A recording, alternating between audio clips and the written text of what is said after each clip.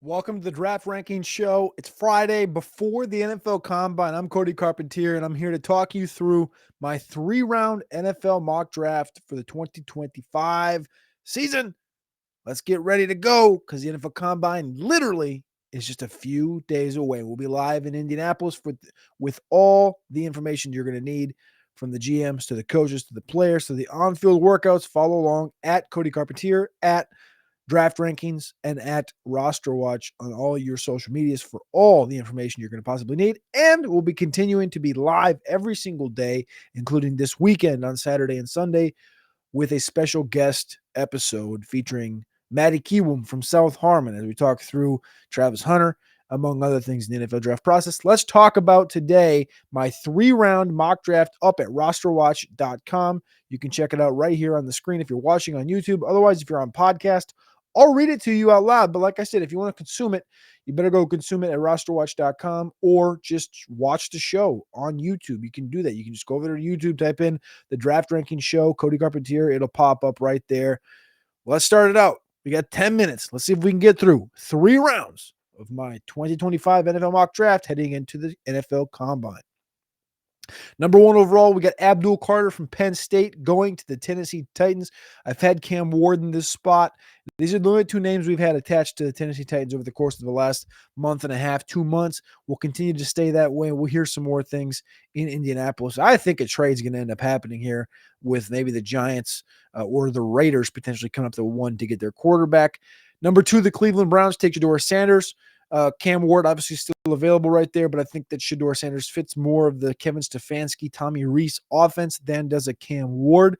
Cam Ward goes number 3 to the New York Giants. If Matthew Stafford goes to the Giants, obviously Cam Ward will not be going to the Giants here at 3, but for now, the mock we have is going to be Cam Ward to the New York Giants.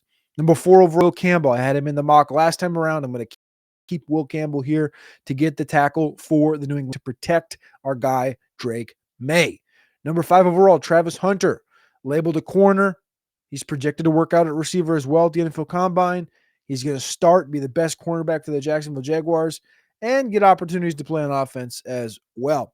The shocking piece of the draft, of my mock draft, I guess, now this time around, will be Shamar Stewart, the edge rusher from A&M. I got him going 6th here to the Las Vegas Raiders. There may be some confusion, but I think he's ready to blow up the NFL Combine this next week with Abdul Carter. Not quite on that impressive scale, but I think he'll impress some folk and continue to build on that Senior Bowl resume that he has. There's a few interesting picks here. This is not some cockamamie. We're not going to put Bishel Tootin in the first round or something like this. But Shamar Stewart, number 6 overall to the Raiders. I think he has a real chance of going top 15. New York Jets at 7 take a quarterback in Jackson Dart. They got less than $20 million in cash right now. The only quarterbacks on the roster are literally Jordan Travis, like Tyrod Taylor. What's the move here? I think Jackson Dart potentially opens up the door, especially if Cam Ward and Shedeur Sanders do not throw at the NFL Combine this next week. Oh, and senior advisor Rick Spielman, former GM of the Minnesota Vikings, he's on record singing praises for Jackson Dart. Number 8 overall, Will Johnson, the cornerback from Michigan, elite cornerback, joins J.C. Horn in the back end for the Panthers. Number 9, the New Orleans Saints, they're $50 million in the hole, and a lot of it is still in the names of Alvin Kamara. How do you replace that? You go get Ashton Jeanty to be his replacement.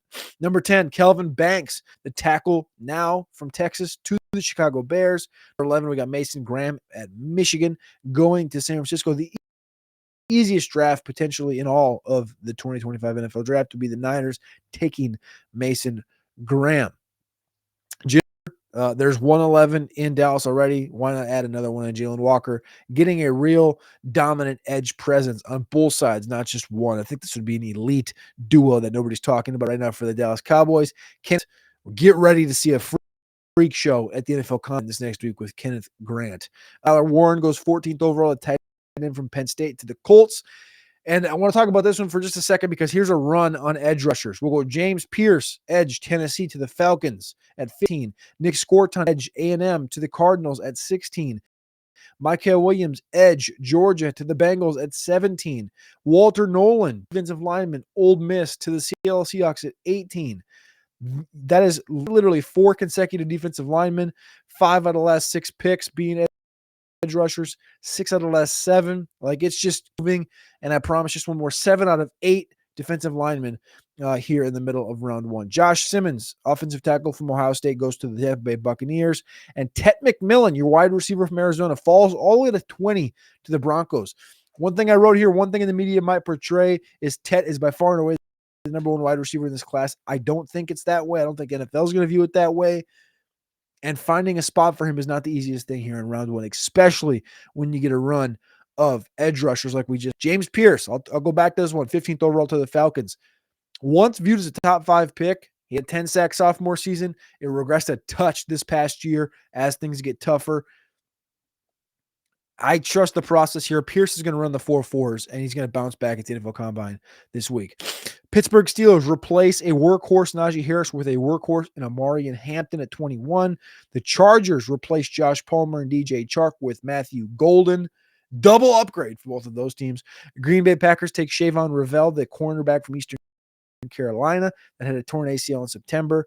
The Vikings get Jahdae Barron from Texas to come in and play corner with Byron Murphy and Mekhi Blackman. Emeka Egbuka for fantasy goes to the Houston Texans. He has a connection, obviously, with Stroud from 2 years ago. We'll sim on down to 29. I put Luther Burden from Missouri to the Washington Commanders. Nick Emanwari, the safety from South Carolina. I literally just wrote in my comments. I'll hold my comments in for Emanwari. Just turn NFL Network on this coming Friday at 3 p.m. I promise you. The Kansas City Chiefs and Eagles finish out round 1 with a back end of both end taking tackles. Let's go to round 2. We only got a couple minutes left. Round 2, some key spots here. We got the Raiders taking Travion Henderson, 37th overall. He teams back up with Chip Kelly. I had Colston Loveland falling to 30, not because I think he goes at 38, but because I just simply couldn't find a spot for him in round 1. I think he goes in round 1. I just couldn't find a spot. So complete transparency on that front. Caleb Johnson from the Iowa Hawkeyes goes to the Dallas Cowboys and need a running back. One of my favorites in the whole class, Jordan Phillips, the defensive tackle from Maryland, who's got tree trunks. His legs are the size of pizza pans. He goes 46th to the Falcons. I think I'm giving the Falcons a bit too much credit here. Green Bay Packers go wide receiver Jack Besh from TCU at 55 overall. It's an interesting one. I kind of like it. Our guy Carson Vincent, the offensive tackle from Alabama A&M, goes 59 to the Baltimore Ravens. The next 2 wide receivers off the board in round 2 to finish it out. Trey Harris, wide receiver from Ole Miss, goes to the Lions at 60. And Alec Amaner, wide receiver from Stanford, goes to the Bills at 62. Both of those teams, most of those fantasy playoff teams, fantasy NFL teams, Jesus, both of those NFL playoff teams get wide receivers here at the end of round 2. Into round 3 really quick. Quinshon Judkins to the Kansas City Chiefs. We get a little bit of a run here on running backs. Dylan Sampson to the Browns at 67. Jalen Milroe falls to round 3 to the Raiders. The next running back comes off the board at 79 overall with Cam Scatabo going to from Arizona State to the Washington Commanders at pick 79. We have RJ Harvey at pick 86 to the Chargers. I love this landing spot. RJ Harvey, you may see this one for the rest of my mocks, the rest of the process. We're going to add around 4, 5, 6, and 7 as we get through these next couple of months. RJ Harvey to the Chargers might be locked into that spot. Kyle McCord, the next quarterback, QB 5 off the board to the Pittsburgh Steelers at 85 overall. And Quinn Ewers, the last quarterback of the draft, or in the 3 rounds, goes to the Los Angeles Rams at 90th overall. But don't sweat. Harold Fannin, the tight end from Bowling Green, goes 100th overall to the Rams as well, joining Puka Nacua, Quinn Ewers, and company. There's the mock, 101 picks. You can go over and get all 101 picks at rosterwatch.com. I'm Cody Carpentier, and this has been my 3-round mock draft for the NFL pre-NFL Combine. I appreciate y'all. I love y'all. This is the DraftKings Show. We hope you tune in and tap every single day. Click that like button. Click subscribe. And if you're on podcast, leave a 5-star review. Love you guys, and I'll see you in the next one.